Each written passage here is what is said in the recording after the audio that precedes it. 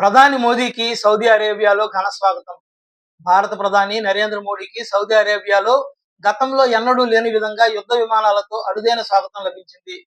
మోడీ విమానం సౌదీ గగనతలంలోకి ప్రవేశించిన వెంటనే రాయల్ సౌదీ ఎయిర్ ఫోర్స్ కి చెందిన F-15 యుద్ధ విమానాలు దానిని అనుసరించి సగౌరవంగా స్వాగతించాయి.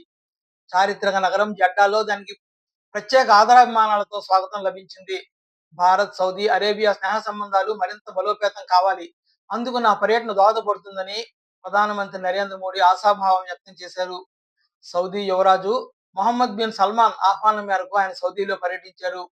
మోడీకి లభించిన అపూర్వ ఆహ్వానం భారత్, సౌదీ అరేబియా మధ్య బలపడుతున్న రక్షణ సహకారానికి ప్రతీక అని పేర్కొంది.